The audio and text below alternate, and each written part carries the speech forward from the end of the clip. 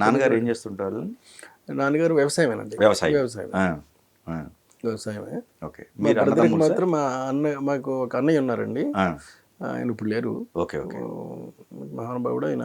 ఆ, చనిపోయారు ఆయన. Okay okay my bad luck. Okay. ఆయన మాత్రం ఆయనకి అప్పుడప్పుడు చిన్న చిన్న నాటకాలు ఏవో వేసేవారండి. ఆ, ఆయనకి బాగా మంచి ఫ్రెండ్ రావు గోపాలరావు గారండి. ఆహా, ఓకే. ఆ, బహుశా మరి కలిసి కూడా ఏమైనా ఆడారో లేదో నాకు తెలియదు. నేను అప్పుడు చిన్నవాడిని, చాలా చిన్న వయసు అండి అది. ఓకే. ఆ, సో ఆ రోజుల నుంచి కూడా బాగా మంచి ర్యాప్ ఉండేదండి. ఉమ్, ఆ తర్వాత ఏంటంటే ఇండస్ట్రీకి వెళ్ళాలంటే మరి నాకెవరు పెద్దగా పరిచయం లేదు, నీ ఓపిక అని చెప్పేసి చెప్పారండి. ఓకే. ఆ, ఆ, ఆయనే మళ్ళీ మా నాన్నగారికి కూడా చెప్పలేదు నేను ఏమని, ఓకే ఓకే. ఆ, ఉమ్, చెప్పలేదు. ఓకే. అప్పుడు నేను బయలుదేరి ఆ, వచ్చేసి ఇప్పుడు ఒక సినిమా లాంటిది ఒకటి చేశానండి. ఆ సినిమా పేరు పగడాల పడవ. పగడాలి. Okay okay. అది రిలీజ్ అవ్వలేదని చెప్పలేము, అయ్యిందని చెప్పలేమండి. నిజానికి అవ్వలేదు, వాస్తవం చెప్పాలి అని అంటే. ఉమ్, ఉమ్, అవ్వలేదండి. అందులో హరినాథ్, విజయలలిత, ఉమ్, నేను, ఆ తర్వాత ఇంకెవరో హీరోయిన్ ఉందండి, పల్లవి అనే పల్లవి. Heroine, okay. సారీ అండి, ఆ, ఆ, హీరోయిన్, వీళ్ళందరూ కలిపి చేసినటువంటి సినిమా అండి అది. ఓకే. అది థియేటర్ దాకా వచ్చిందని ఏమి చెప్పలేను నేను. కాకపోతే దానికోసం కొంచెం ఎక్కువ ఇబ్బందులు పడాల్సి వచ్చిందండి. ఆహా, ఓకే. ఆ, పడ్డాం. ఓకే. పాపం మా అన్నయ్య మాత్రం ఎంకరేజ్ చేశారండి. చేసిన తర్వాత ఒక రోజుని నాకు బాగా క్లోజ్ ఫ్రెండ్ అండి అచ్చిరెడ్డి గారు.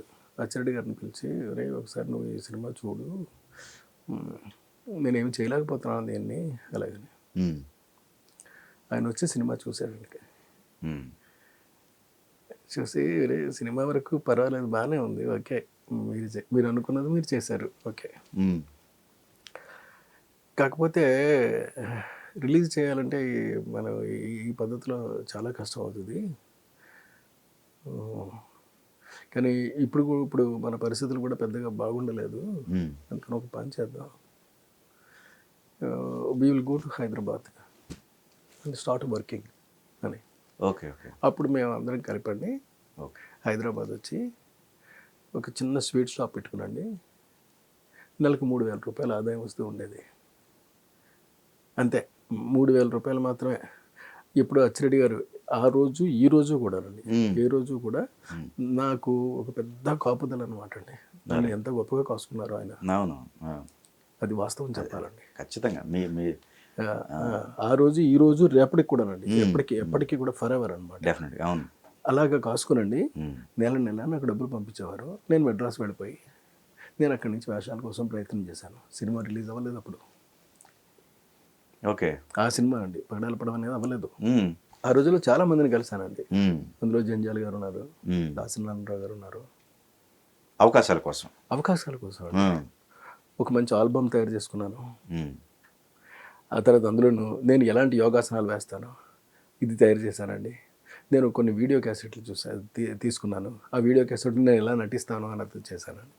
మొత్తం ఇవన్నీ చేసి ఇవన్నీ పట్టుకెళ్ళి మొత్తం ఇచ్చుకుంటూ వచ్చానండి. అందులో మా వంశీ కూడా ఉన్నారు. ఎవరు? పాత వంశీ, పెద్ద వంశీ గారు, ఆయన కూడా ఉన్నారండి. ఆయన కూడా ఆర్టిస్ట్ గానే ఆయన డైరెక్షన్ ఎప్పుడు డైరెక్టర్ గానే ఉన్నారు. మీరు ఆర్టిస్ట్ గా, నేను ఆర్టిస్ట్ గానండి. అదే సరే, నేను ఆయన కూడా కలిసాను. మొత్తం వీళ్ళందరినీ కలిసండి. వీళ్ళందరి దగ్గర నా వీడియో క్యాసెట్లు నేను నెంబర్ తీయలేను కదా. ఓకే. సరే, ఇలాగే గడిపానండి. కొంతకాలం గడిపాను ఇలాగా. అయితే అచ్చిరెడ్డి గారికి ఎప్పుడు డైలీ కనీసం వారానికి ఒకసారి ఎప్పుడో ట్రంకాలు బుక్ చేసుకోవడం. ఆ రోజుల్లో ట్రంకాలు సార్ ఓకే బుక్ చేసుకోవడం, మాట్లాడడం. ఇంకా సరే మరి ఏం చేద్దాము అంటే, నీ ప్రయత్నం నువ్వు చెయ్యి, అలా చేస్తున్నావు కదా, చెయ్యి, మనకి ఓపిక రావాలి కదా, నా ప్రయత్నాలు నేను చేస్తాను అన్నాడండి. ఓకే. అన్న తర్వాత ఆయన ఏం చేశారంటే, అక్కడ మనీషా ఫిల్మ్స్ అలాగని చెప్పేసి మేము బ్యానర్ పెట్టాం కదా అండి, కిషోర్ రెడ్డి గారిని కలిశారు. ఓకే. ఆయన కలిసి, ఇట్లాగ వీడియోస్ ఇవి కొనడం కోసం నువ్వు ఎలాగ అక్కడ ఉన్నావు కదా, నీ పనులు నువ్వు చూసుకుంటూ ఉండు, వేషాల కోసం తిరుగుతూ ఉండు, కానీ అట్ ది సేమ్ టైం సమయాన్ని వృధా చేయొద్దు. సమయాన్ని వృధా చేయొద్దు అనే పదం నేర్పింది ఆయనే నాకు. అందుకని నేను ఈ క్షణం కూడా వృధా చేయనండి. ఓకే ఓకే వృధా చేయొద్దు అని చెప్పి మొత్తం డీటెయిల్డ్గా చెప్పుకుంటూ వచ్చాడండి. నువ్వు ఇలా చేయి, ఇలా చేయి, ఇలా చేయి, ఇలా చేయాలని. ఓకే. ఫెస్టివల్ మాత్రం తిరుగుతూ ఉండాలి. అక్కడే కానీ కొంటూ ఉండు, నువ్వు సినిమాలు కొంటూ ఉండు. అప్పుడు బాగా తక్కువ రేటుకి వచ్చేవాడిని. ఓకే. అప్పుడు ఆయన ఏం చేశారు, అచ్చిరెడ్డి గారు వెళ్ళి కిషోర్ రెడ్డి గారి దగ్గరికి వెళ్ళి, మీరు పైరసీ చేయొద్దు సార్, ఆపేయండి మీరు పైరసీ అనేటటువంటిది. We will do genuine business, 100% perfect business చేద్దాం మనం. ఓకే. నేను మీకు, మా వాడు అక్కడ ఉన్నాడు మెడ్రాస్లో, నేను కొనిపిస్తాను కదా మీకు అన్నాడు. ఓకే. సరే, ఆయనకంటే ఆ బిజినెస్లో పట్టు ఉంది కాబట్టి ఆయన ఏం చేశారంటే ఓకే అని చెప్పేసి కంప్లీట్గా 100% వైట్ బిజినెస్లోకి వచ్చేసామండి. ఓకే. వచ్చిన తర్వాత నేనేమో సినిమాలు కొంటూ ఉండేవాడిని వరుసెట్టి అక్కడ. ఓకే. అంటే ఆర్టిస్ట్గా చేస్తూ ఇది కూడా ఇంకా ఆర్టిస్ట్గా తిరగడం అనేది ఇంకా పెద్దగా నాకు అర్థమైపోయిందండి. అప్పటికే అర్థమైపోయింది ఆర్టిస్ట్గా మన వల్ల కాదు అది తెలిపోయిందండి. ఓకే. తేలిపోయి డిసైడ్ అయిపోయి నేను వెళ్ళి అక్కడ శుభ్రంగా నా పని నేను చేసుకోవడం మొదలుపెట్టానండి. ఏది శుభ్రంగా ఈ టీవీ రైట్స్ ఇవి కొనుక్కోవటం. ఓకే. ఇలా మెల్లగా చిన్నమ్మాయి పుట్టిన తర్వాత ఒక అపార్ట్మెంట్లోకి మారానండి. అక్కడికి అప్పటికంటే చిన్న గది, ఎంత గది అని అంటే 300 రూపాయలు అద్దండి. ఒక చిన్న రూము ఉండేవాడిని. ఓకే. అక్కడే పాపం నేను, నా మిస్సెస్,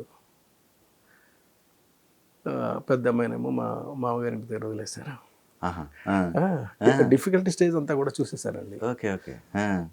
ఆయన ఎప్పుడు భగవంతుడు దయ వల్ల అండి, దేవుడికి ఎప్పుడు కూడా మనం చెప్పుకోవాల్సింది ఏంటంటే ఎప్పుడు కూడా ఫుడ్కి మాత్రం ఎప్పుడు లోటరాను లేదండి ఆయన.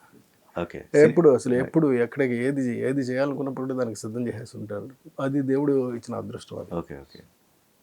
ఇలాంటి నా జీవన ప్రయాణంలో ఇంకా వరుసపెట్టి ఇక సినిమాలు చేస్తూ వరుసగా సినిమాలు ప్రయత్నాలు చేస్తూ ఒక పక్క నుంచి ఈ పక్క నుంచి టీవీ రైట్స్ ఇవన్నీ కొంటూ, ఇప్పుడు ఇందులో ఆయన ఒకరోజు ఫోన్ చేసి మనం ఒక పని చేద్దాము, తలొక 36,000 రూపాయలు పెడదాం, నేను ఇంకొక పార్ట్నర్ని చూశాను, అంతే పెడదాము, పెట్టి మనకున్నటువంటి క్రెడిటబిలిటీ తోటి అప్పు చేసి సినిమా చేద్దాం మనం అన్నారు. ఓకే. అది కొబ్బరిబండం అనే సినిమా. ఓకే. దానికి నేను కథ, స్క్రీన్ ప్లే, సంగీతం ప్లస్ డైరెక్షన్ చేయలేదండి. వీటి వరకు ప్రొడ్యూసర్గానే చేశాను. అంతవరకే చేసిన తర్వాత అది బాగా మంచి హిట్ అయిందండి. దాని డబ్బులు మొత్తం అన్నీ కూడా పబ్లిసిటీగా ఖర్చు పెట్టేశాను, ముఖ్యంగా నా మీద. ఓకే. తనే పెట్టేశాడండి. వద్దు, అసలు మనం ఆలోచించొద్దు, వచ్చిన ప్రతి రూపాయిని కూడా నువ్వు ఎదగాలి, ఇంతే ఆయన, నువ్వు ఎదగాలంతే. మహానుభావుడు. ఓకే. ఈరోజు కూడా నేను మా చెరెడ్డి గారిని నేను దండం పెట్టుకుంటూ ఉంటానండి, మహానుభావుడు. ఓకే. కాబట్టి అంటే మీకు ఇప్పుడు ముఖ్యమైన ఒక విషయం చెప్తానండి, జీవితంలో కనుక మనకు అంత మంచి స్నేహితుడు కనుక ఉన్నట్టయితేనండి మీరు వెనక తిరిగి చూసుకోవాల్సిన అవసరం ఉండదండి. ఇది నేను ప్రధానంగా చెప్పేది.